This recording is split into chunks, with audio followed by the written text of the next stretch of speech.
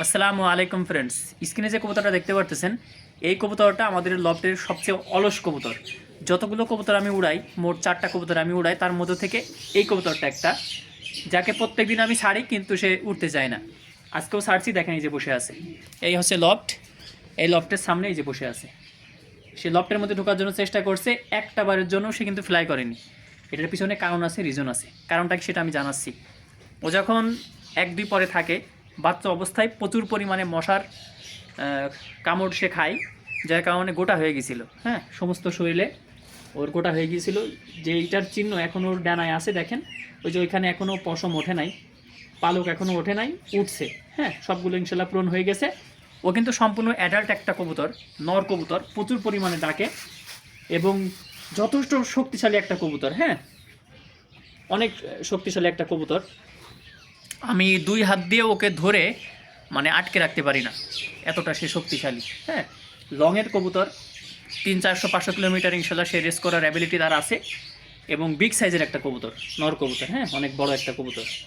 অলস হওয়ার পিছনে প্রধান যে কারণটা সেটা হচ্ছে যে ছোটো থেকে অন্যান্য কবুতরকে আমরা যেমন প্রশিক্ষণ দিই, ট্রেনিং দিই, একটু ছাদের উপরে নিয়ে আসি, একটু ছেড়ে দিই বা ওদের একটু ফিট রাখার জন্য আমরা চেষ্টা করি, কিন্তু এই কবুতরটার ফিট রাখার জন্য তেমন কোনো চেষ্টা করা হয়নি। তার পিছনে কারণ হচ্ছে যে ছোট থেকেই ও আক্রান্ত ছিল, ওই যে গোটা হয়েছিল, মশার কামড়ে সে ক্ষতিগ্রস্ত হয়েছিল, যার কারণে ছোট থেকেই ওর প্রচুর পরিমাণে খাবার দেওয়া হয়েছে।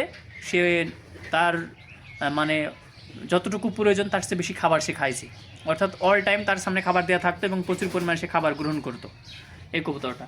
তো যার কারণে সে অনেক মোটা হয়ে যায়, এখনও সে কিন্তু মোটা আছে। প্রত্যেক দিন আমি সামান্য পরিমাণ 15 থেকে 20 গ্রাম খাবার ওকে দিই। হ্যাঁ, একটা কবুতরের জন্য জীবন ধারণের জন্য স্বাভাবিকভাবে 25 গ্রাম খাবারের প্রয়োজন পড়ে। ওকে 15 থেকে 20 গ্রাম খাবার দেওয়া হচ্ছে, যাতে করে সে ফিট হয়ে যায়। হ্যাঁ, যাতে করে সে ফ্লাই করতে পারে, উঠতে পারে। সো ওইখানে আমি ছাড়ছিলাম, জাস্ট উপরে একটা পাক দিয়েছে, নিচে নেমে এসে আবার লফটে ঢুকতে চাচ্ছে। ও মোটা হয়ে যাওয়ার কারণে অলস হয়ে গিয়েছে।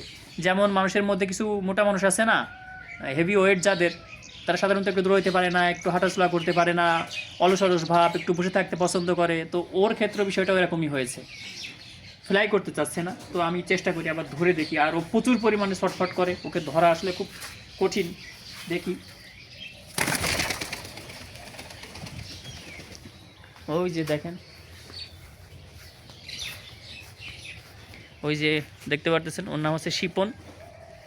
ও দেখতে আসছে আমার কবুতর, ও আমার চাচার ছেলে।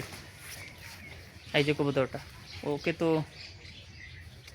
উড়াই দেবো আজকে। যা, তুই চলে যা, তোর থাকার কোনো প্রয়োজন নেই আমার লক্ষ্যে।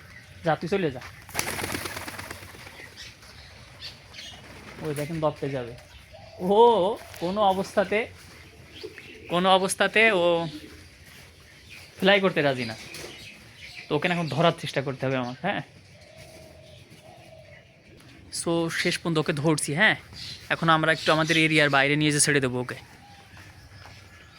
আসলে তেমন ফ্লাই করতে পারে না, উঠতে পারে না, এর মানে ফিটনেসের কারণে। হ্যাঁ, তো আমরা বেশি দূরে যাব না। এই যে আমাদের দেখতে পারতেছেন, ওই যে আমাদের ছাদ, তো এখান থেকে ছেড়ে দেবো ওকে।